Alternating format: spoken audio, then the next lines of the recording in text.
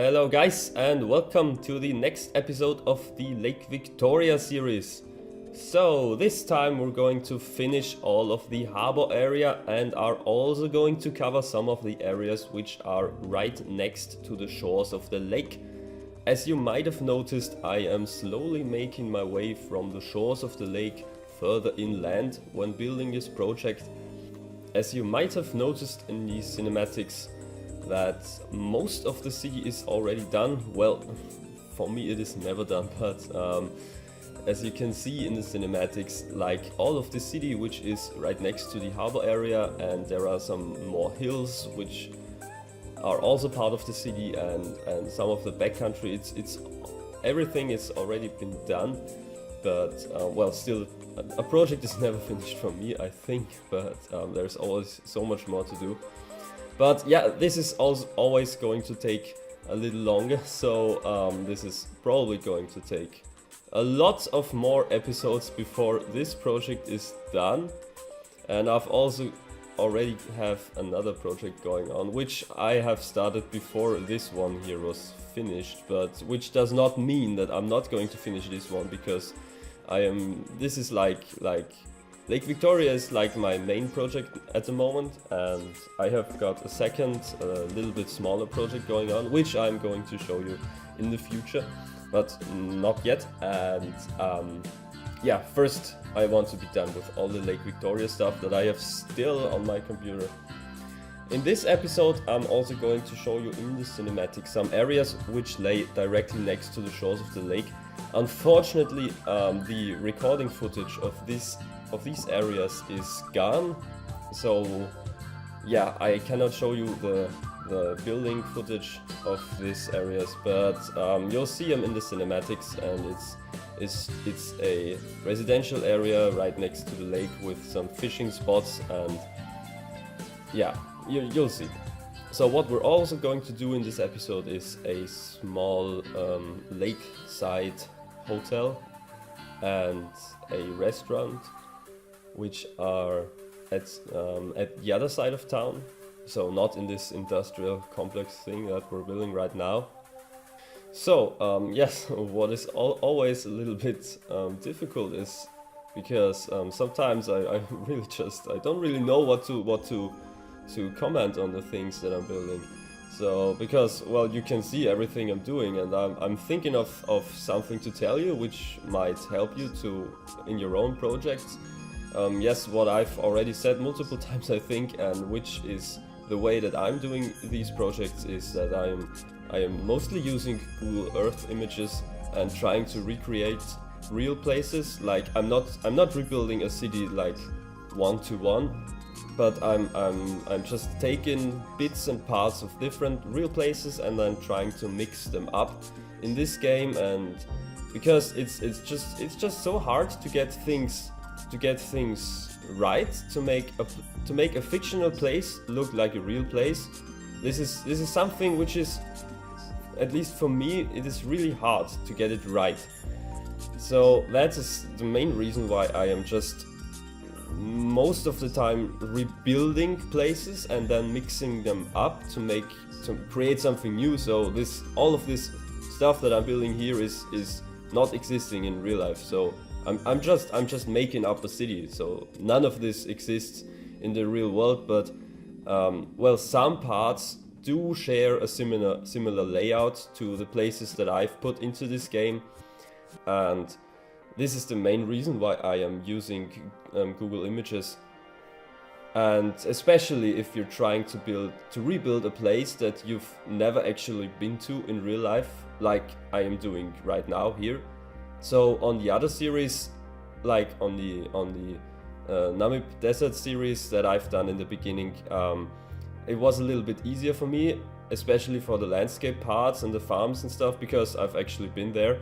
But in this series here, well, I have never been there, and I actually have no idea how this place really looks like. So this is the reason why Google Images are so important. So this is like one thing that I can always recommend you. Use Google Images and try to rebuild real places and try to get them as close to the original as possible. you cannot recreate the buildings that are there in real life, but you can recreate the layouts, the street layouts, and how everything is put together in the real thing. This is what you can rebuild in City Skylines, and which I guess also makes up for a lot when you don't have enough buildings, but you have like 10 different buildings for a whole city, like in this case. And yeah, it gets repetitive, but I think it does work out, and you'll see in the later episodes, because like all of this city consists of only like 10 different buildings or something. Well, no it does not. There are some larger buildings, like landmark buildings. Well, not really, not just residential towers and stuff, but yeah, like the largest buildings in the city, and they are unique in the city. But like all of the smaller buildings and everything in the city, they are just all the same. But I don't think that this is bad or anything. It's just, yeah, that's just how this game works. And when I remember other games that I've played over the years, like city building games like Cities X Large or Banished or Anno or whatever, like all of these games only had very limited buildings, and they were a lot more limited than City Skylines is. So City Skylines is really something new, and that's the reason why I like this game so much, because there are just so many opportunities to build something. And in most other games you were also heavily limited with, when it comes to the city layout, because other games have like a pattern on a ground pattern, and you can only place a building on one specific spot, etc. And City Skylines, you can place every building everywhere you want, and then just draw the fences and walls around it and just do what you want with it. And yeah, it takes forever. So City Skylines does take a lot more time to build something than it took, for example, in Cities X Large, which I have played before City Skylines came out, which was actually, I think, a rather good game. Well, it was better than SimCity when it comes to building realistic cities. I think it was absolute garbage to as an actual city simulator, but I honestly, I don't know. And everyone says that like City Skylines is the best city building simulator, blah blah blah. Actually, I have no idea, because I'm not playing this game as a city simulation game. I am playing this game as a like when someone builds a model train or like a model world or something, and this is what this game does for me.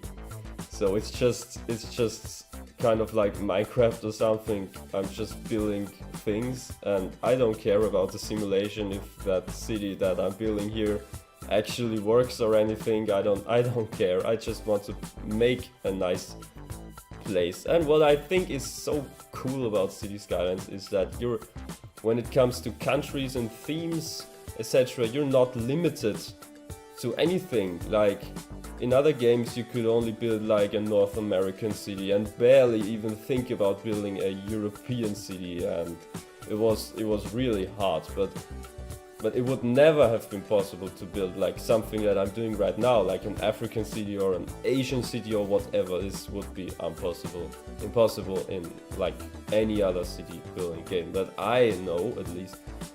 And in City Skylines you're just not limited. If I decide to build a city in Greenland, and then there we go, I can do it. I can make the map, and of course there are limitations to the buildings that I can use. But yeah, as there is in this project here, I don't have a single particular themed building which does actually come from a city like this or anything. So I don't have a single building which is actually made to fit a city like this, but still I can build it because there are so many things that I can use, etc. So this is probably the main reason why I like this game so much. There is just so many, you're not limited to anything. You can build whatever you like. Okay guys, so that is enough talking from me for this episode, and see you next time.